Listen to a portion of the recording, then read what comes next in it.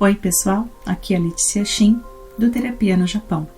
Eu sou uma psicóloga brasileira morando no Japão e hoje a gente vai conversar sobre o sentimento de inferioridade, se sentir abaixo, menor do que os outros, se sentir não digno.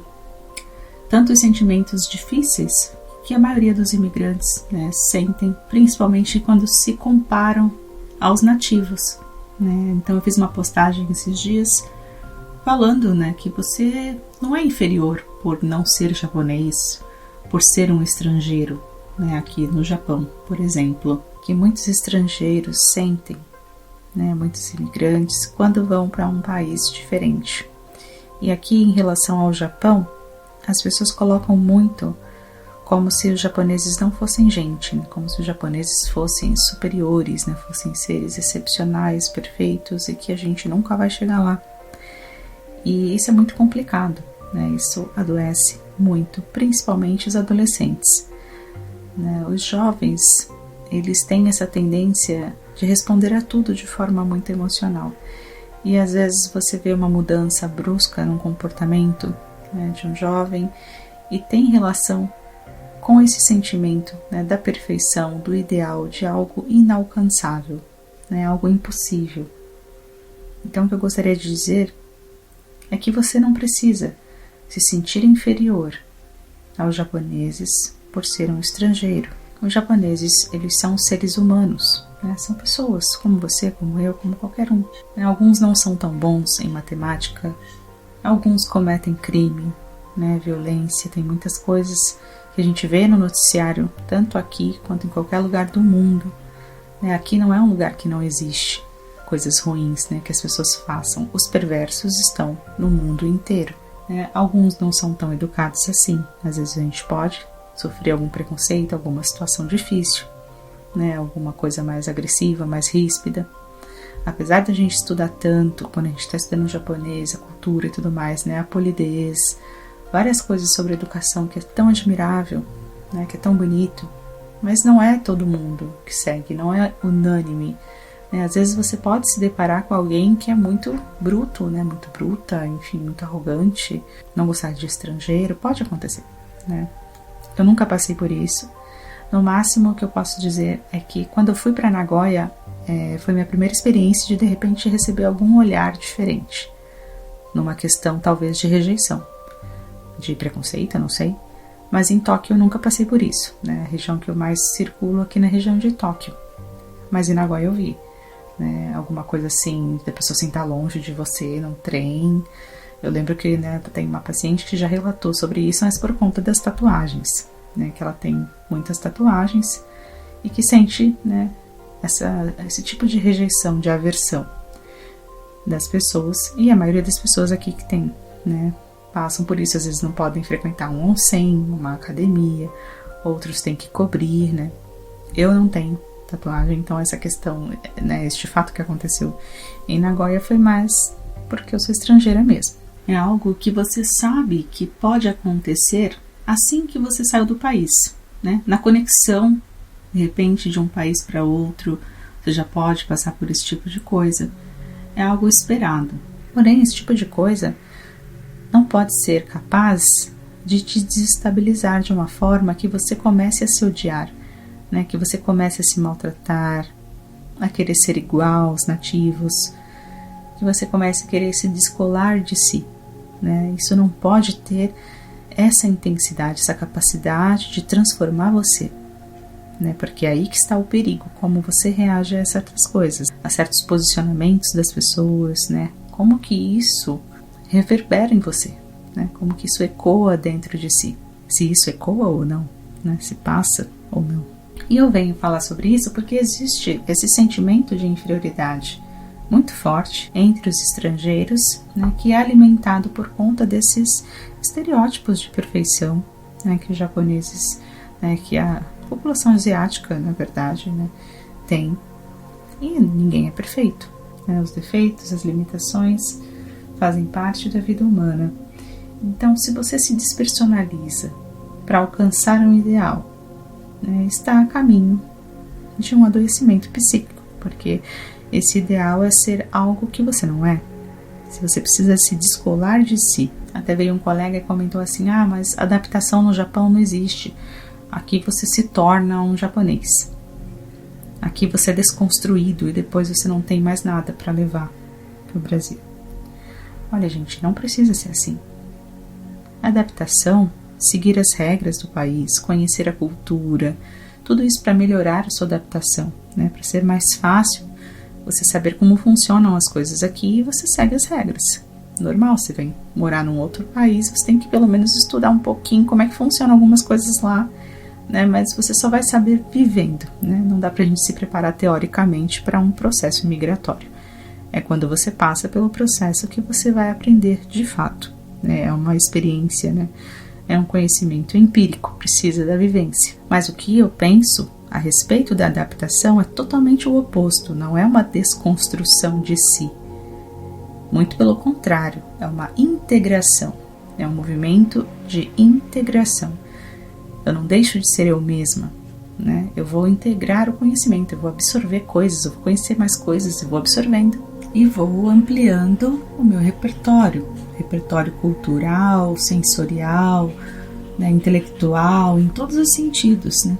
É absorver e acumular os conhecimentos. E você também não pode comparar, né, às vezes os japoneses da fábrica, as pessoas que te tratam mal, né, você fazer assim, 8 ou 80, né, japoneses são tudo horríveis, são isso, são aquilo, como se ali dentro da fábrica fosse uma realidade do Japão, e não é, né? Ali dentro você está lidando às vezes com pessoas que estão, né, sobrecarregadas, estressadas, cheias de problemas, cheias de questões, às vezes que não tem uma certa instrução nem nada, e trata você que nem lixo de qualquer jeito, e você começa a circular por outros lugares, você vê que muda o tratamento. Então depende também muito disso. Às vezes você está num ambiente que você sente uma coisa, né, você está ali recebendo um certo tipo de tratamento, você muda de ambiente e vai ser diferente, né, as pessoas que você está tendo contato. E isso não tem a ver com classe social, nada disso. Tem a ver com o ser humano. Essa visão mais polarizada, né, que é isso ou aquilo, é uma visão que está ali numa direção perigosa, né, na direção paranoica da certeza. A certeza ela afirma e acabou. A gente tem que tentar estimular algo mais aberto, né, algo que tenha mais para o talvez. Talvez todas as fábricas não sejam iguais. Talvez exista algum lugar que seja mais flexível, um lugar mais bacana para trabalhar, por exemplo. Talvez não sejam todos tão polidos e educados assim. Talvez nem todos tenham preconceito com o estrangeiro. Quer dizer, quando a gente sai do polarizado, a gente vai para será que pode ser outras coisas também? Né? Você pode falar algo bom também, ou é só ficar preso no ruim, no cindido, né? Fechado num único ângulo? Quando existem essas possibilidades da gente circular, a gente amplia o olhar, né, o pensar, tudo fica num outro registro.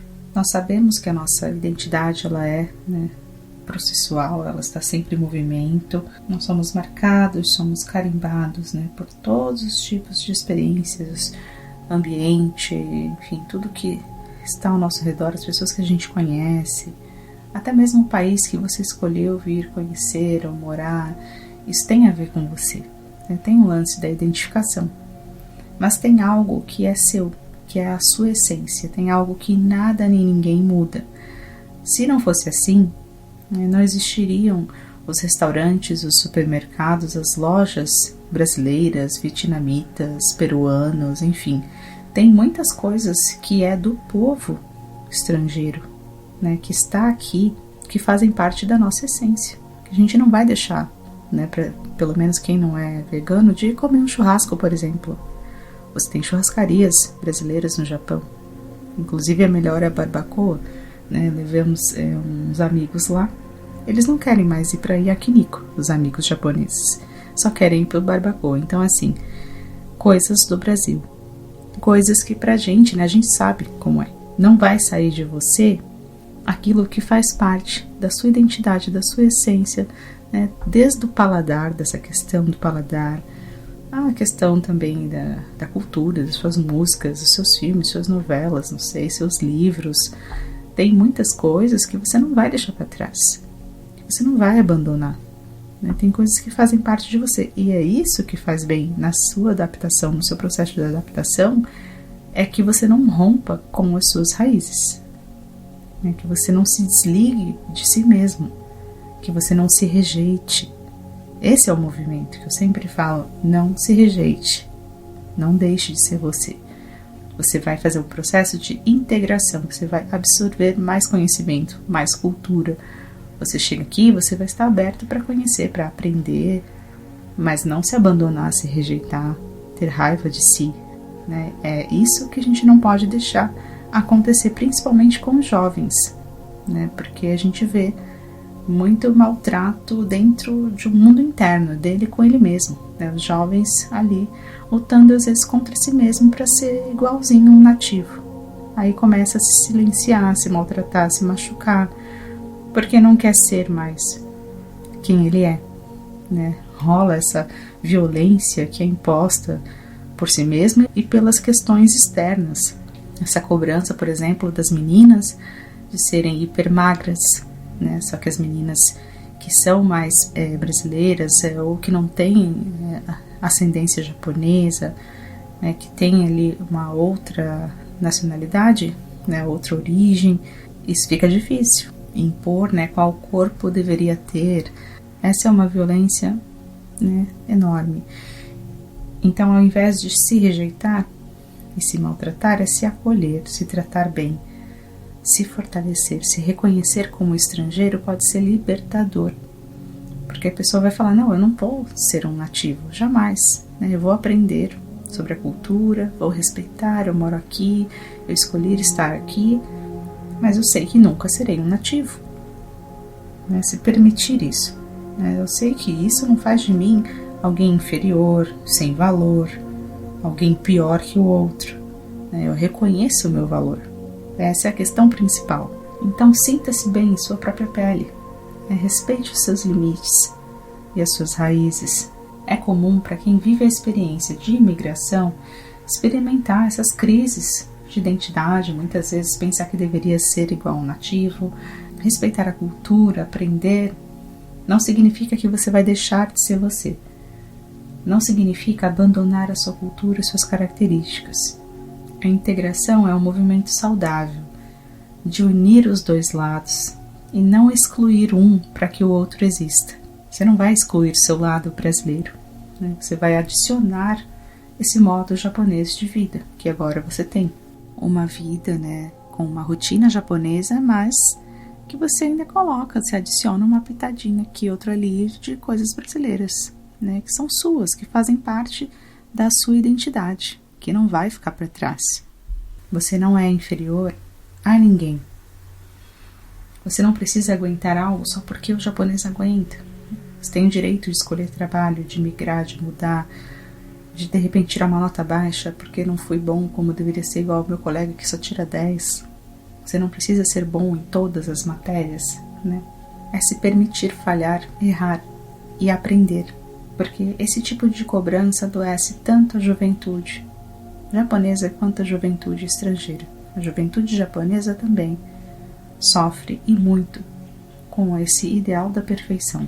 Retirar-se desse lugar do ideal da perfeição é um ato de compaixão com você mesmo. Reconhecer-se estrangeiro não é reconhecer-se inferior, não.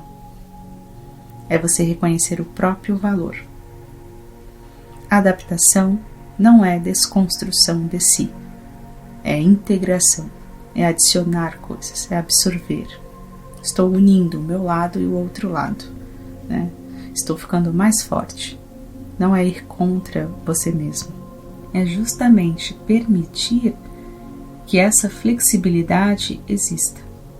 Sem flexibilidade, sem coragem, ninguém poderia fazer esse movimento do processo migratório, que pede isso da gente, essa coragem, essa flexibilidade, e tem alguma coisa que motiva você a escolher um país ou outro, tem ali pontos de identificação. Às vezes esses ideais caem quando você vem morar. Você pode pensar, puxa vida, não era como eu imaginava, acho que é melhor voltar para o Brasil, acho que é melhor ir para outro país, né? Você vai ficar onde você se sente bem.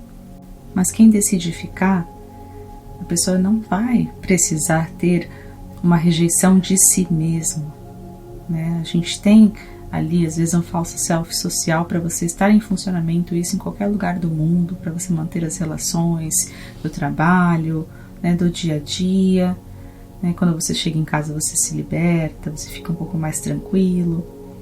Mas isso é algo que não pode ficar cristalizado, né, num papel que você não consegue sair, né? Você precisa se autorizar a ser você mesmo e não rejeitar a sua essência. E não esquecer que a adaptação é a integração. Eu estou aprendendo como é por aqui. Eu não estou deixando o meu conhecimento para trás. Você sabe cozinhar, você sabe dirigir, você sabe falar, escrever, você vai começar a aprender um idioma novo, ok, mas você sabe falar no seu idioma, né? O que você sabe fazer? Até aqui você caminhou até onde? Nada disso ficará para trás, perdido. Você traz essa bagagem das suas vivências, das suas experiências, e você vem para acumular mais experiências. A integração vai te fazer juntar uma coisa com a outra. Não vai tirar aquilo que você é. Vai te modificar, vai morar em outro país, sim. Você carregará marcas, né? É impossível a gente não ser marcada. Mas existe algo ali que é totalmente seu, que nunca vai mudar, né? A tua essência é algo que não dá para desconstruir. E isso não precisa ser rejeitado. Bom, o vídeo de hoje eu fico por aqui. Curta, comente, compartilhe, se inscreva no canal e até o próximo vídeo.